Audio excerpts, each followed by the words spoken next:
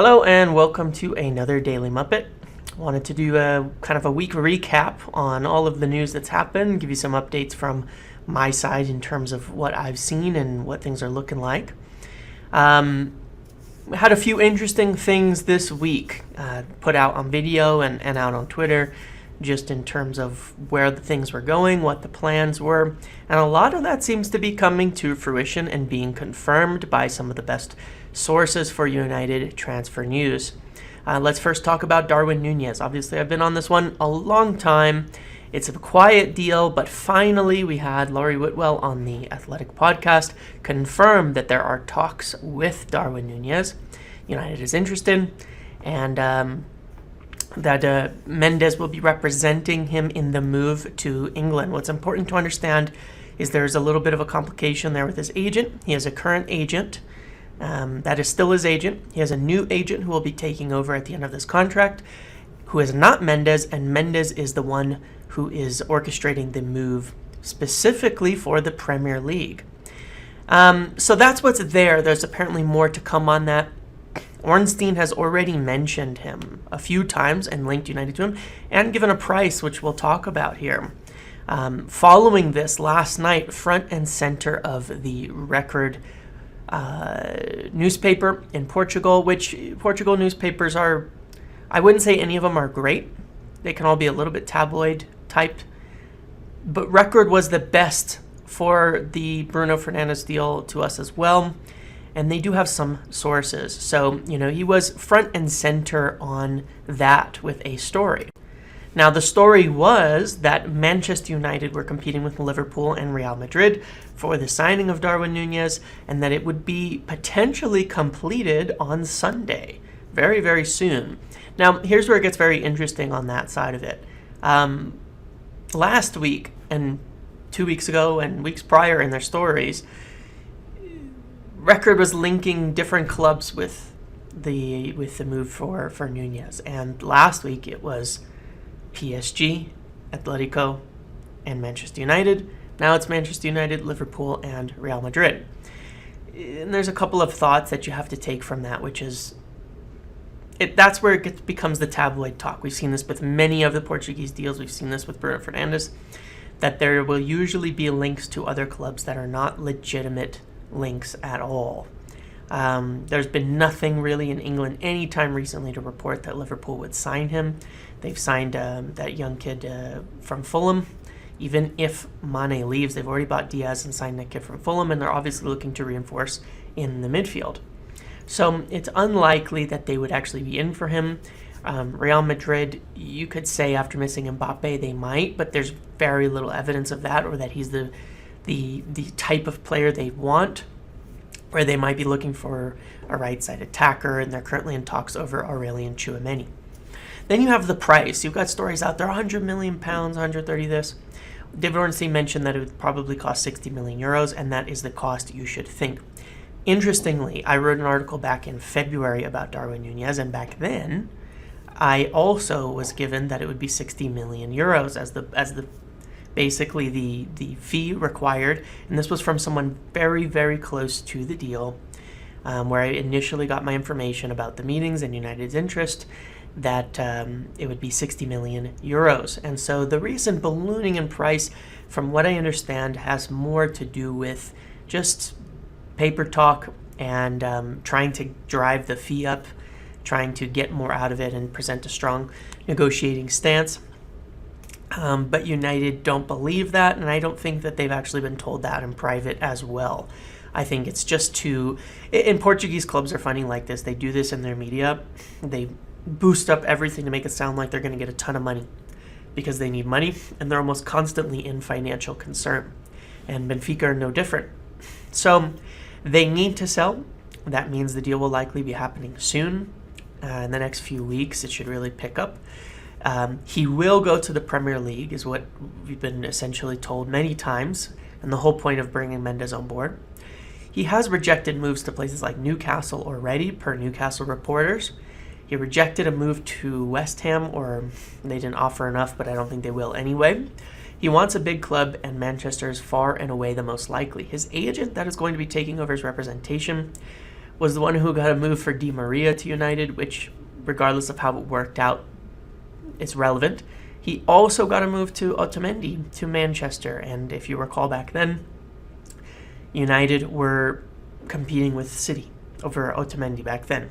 So there's obviously a connection to Manchester with his agent and with him getting moves, and as one of the reasons he's been signed. So the question is, who else will make an offer, and would any of them actually offer over 60 million to pump up the price?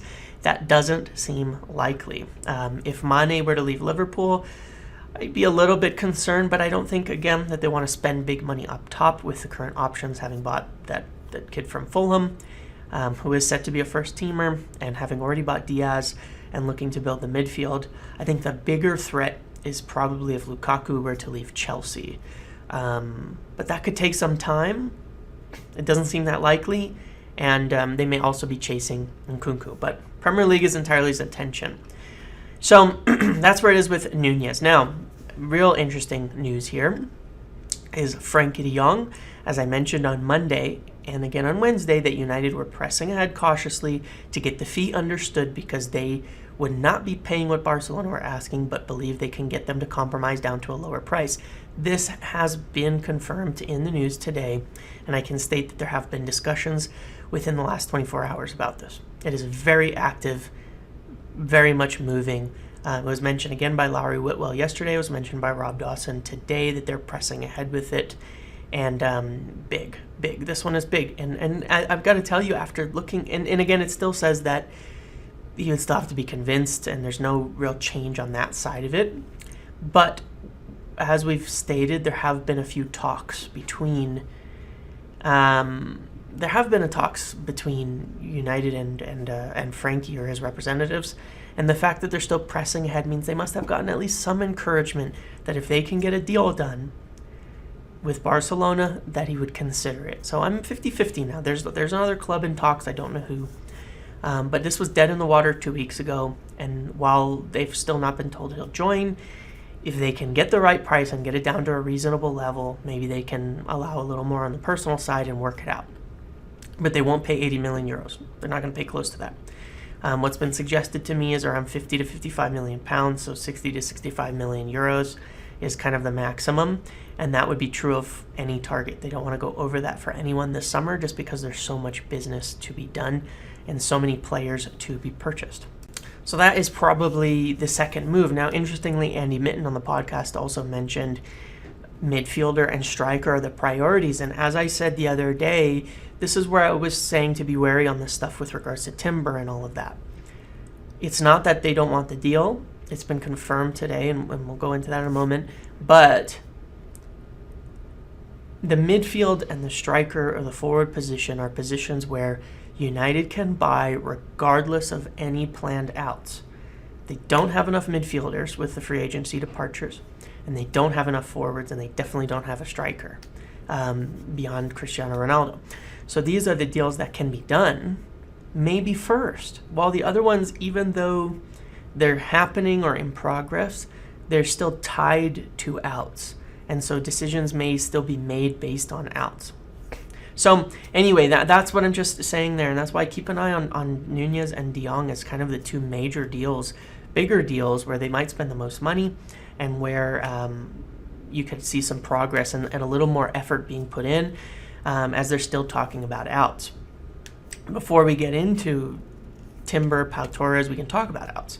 It's again been mentioned, Wan-Bissaka, Brandon Williams, Dean Henderson, we know Eric Bailly going. These have all been talked about in the last day or two. And I think that's very, very relevant because they're obviously tied to ins. And again, I don't know that they have to be sold already before they bring those ins in. But I think it is relevant to that. And when you look at the names, you have a couple center backs leaving in Bailly and probably Jones, and then you have two fullbacks leaving, but there's basically no links to right backs. And so this is what continues to lead me to believe that Timber perhaps could be a right back, but I don't think anyone's been told explicitly that whether Pau Torres and Timber are the same deal or separate ones. But the outs suggest a right back and a center back, but there's no links to right backs.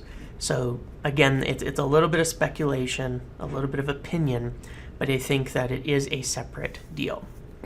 So let's talk about Nkunku really quick before we move on to those defenders. The Nkunku links have popped up again a little bit, and it's not to be disbelieved that he's a target or an interesting player, but Leipzig have said they do not want to sell, and they do not intend to sell this year. They intend to sign a contract and have a release clause next summer. So it likely would take 80, 90 million or more for him, and I'd say the same about Nunez, and as I mentioned before with Frenkie De Jong, United won't pay that kind of money, and they shouldn't. The difference between him and Nunez this year is Leipzig don't want to sell, and Benfica do, and they have to sell. So it's just, that's just one to bear in mind why, it might be a different situation between the two of them, and what could happen there. But that's why I can't dive into anything with regards to Nkunku, as it just seems so unlikely at the price. So regarding Pau Torres, as you recall, on Monday I mentioned that I had on good authority that his club was in talks, Villarreal was in talks with another club or multiple over a transfer and in negotiations. And that Pau Torres, he's been someone I've been talking about since November 2020. A long time. He was first choice last year until Varane became available. He is highly admired at United as a fantastic center back who has a profile we lack, and a left-footed center back who is absolutely elite on ball. So you can see why Ten Hag would want him. He's probably one of the best passing center backs in Europe. And so it's interesting. It's been mentioned now by Dawson, by Luckhurst, and by Rich Fay at the Manchester Evening News, which was endorsed by Luckhurst, that Pau Torres was very highly admired, that they're looking at a left-footed center back. It's confirmed by Schrager as well, and that they've already held talks over a potential transfer. So I believe this one has a lot of legs, as I mentioned before, to look out for this, and all week we've been getting news on it now. So this has a lot of there's a lot of reality in this. There's a chance that this deal could happen, that this could be the center back they bring in, which leaves you to wonder, again, it's been so quiet on Timber, not that it won't happen, but that, again, perhaps it's a bit of a different deal. I'm not sure there. It's a little confusing. Nobody seems to know whether it's one or the other, but this is why I've continued to stay wary, because I knew they were looking at another profile.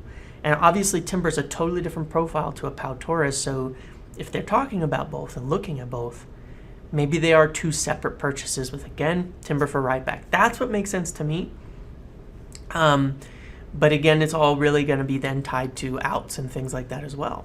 So it remains to be seen. We really are going to have to wait and see on that. I think there's going to be some more news today that comes out that might help to clarify. But as I said on the last one, United are progressing on 3+ deals.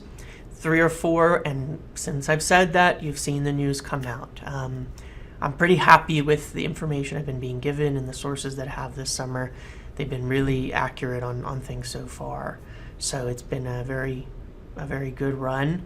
And like I said, so we can basically then just confirm, at the very least, Nunez, Pau Torres, Frenkie De Jong, and Jurrien Timber are the 4 kind of active cases right now, the 4 active movements. And personally, I think those are probably all separate deals and could be the 4 signings this summer. Now,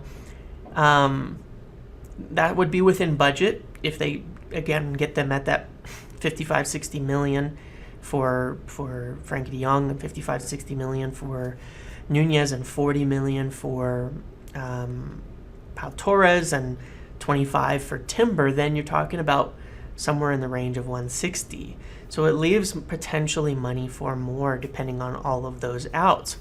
And there's been some interesting links recently that I think I can shed some light on. What I was told this week was that Ten Hag was given a bunch of the names Ralph had suggested, and that intermediaries were out there kind of looking for new names to get creative. I think I talked about that in the last video, especially in defensive midfield. So you've seen links to like this Kone in Germany. Really interesting, that one. I have no clue how much substance there is, but I believe that the reason for these new names popping up is intermediaries out there exploring, looking into different options that could be cheaper Could be defensive midfielder positions where we have like no targets now. Could be backups in case any of these deals fall through, like at Kone for, did I have the name right? What am I talking about? Maybe. Anyway, the other name. Anyway, the other French player who could be a right back or center back. In terms of backups or cheap options, not Kone, who's an attacker. So I think that's what's going on with these other names. And personally, I have no idea yet on how the reality of each of those names, but I will ask and look into it. But that is probably what's going on there, that intermediaries and people are looking into other deals as backups or as cheap options, because if you get all those 4 deals done with signings, with sales and with the proper outs, bring in someone like Kone at DM. It would be great. It would be excellent. It would be exactly what is needed to give us a little bit more cover and potentially get a future defensive midfielder there that is really good. But I got to say, for me personally, Nunez, Frenkie De Jong, Timber, Pau Torres alone would be an incredible window. Now, I know people get very frustrated that there's no defensive midfielder, but I still have some suspicions based on how Ten Hag plays, that you're looking at more like a pivot of Frenkie De Jong and Fred or something like that, with a player like Timber at right back tucking in, does alleviate a little bit the need for a pure specialist defensive midfielder, similar to the way in which City play at times. And obviously Rodri, people think of him as a pure defensive midfielder. I know he's not, and sometimes he goes quite a bit forward. He is good at breaking up play, but I think you could do that with Frenkie De Jong progressing from deep and with Fred in a disciplined, physical kind of ball-winning and pressing role, with Timber kind of cleaning up behind. So there's potentially options, but obviously I hope they'd be able to get a defensive midfielder on top. So that's what I've got. Things are moving along as stated. Those deals, they're progressing on all of them. I think over the next 2 weeks during the Nations League games, you have South American players out in South America, African players in Africa. You have all these players away. I think this is a good time for some club talks to begin. And then they go on vacation, they come back, and you start seeing people arriving around the end of June. And so I think the next couple of weeks are key, and when news actually will start to really pick up in media more than it is at this point in time. So I'll keep you updated. That's what I've got for now. Again, thanks for watching. Make sure to like, comment, subscribe, turn notifications on. I'll see you in the next video.